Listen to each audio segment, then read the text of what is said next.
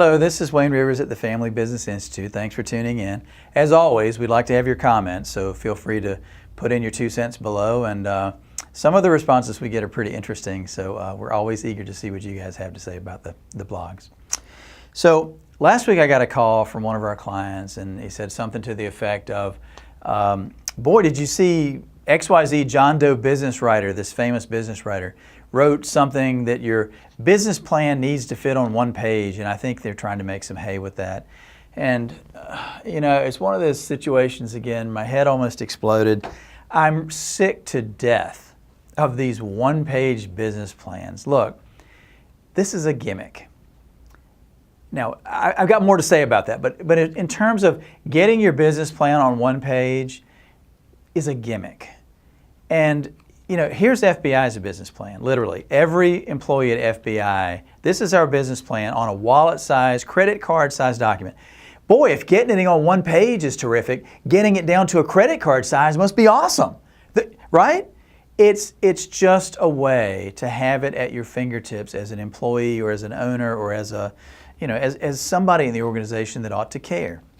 Now, I'm thrilled that these writers have pushed out books that say do a one-page business plan, because they've gotten you to buy their book, read it, engage, and actually start going about building out a business plan for you and your company. That's great. Man, they're better marketers than me. That's my big frustration, I suppose. But you know, terrific. They've gotten you to do that. But where is the real value in business planning? Is it getting down to a credit card size?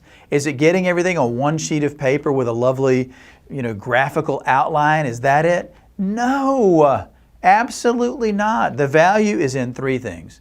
The main value in doing business planning is the process itself.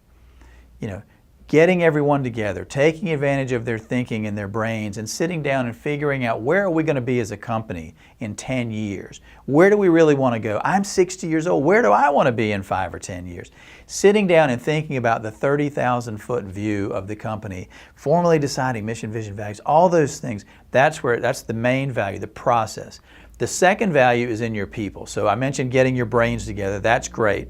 Having people that formally were not involved in the top level planning of the business, giving them a seat at the table, giving them a chance to help architect or engineer their future in the company and as a company. You talk about increasing people's engagement. So process and people. And the third thing is your plan has got to have built into it the mechanisms for execution. And that means every single week you've got to be checking in on the plan's key performance indicators, the KPIs, your milestones, and your finances. Because if your plan doesn't have a budget, you don't have a plan, okay? So those are the three components: the process itself, the people, and the weekly execution, including a detailed budget. If you can get that on one credit card size, as we have, that's great. If it takes you 30 pages, and a 3-ring binder, what's wrong with that? We have clients that do strategic planning, as you may have guessed, and they're responsible for writing their own plans. They make those decisions.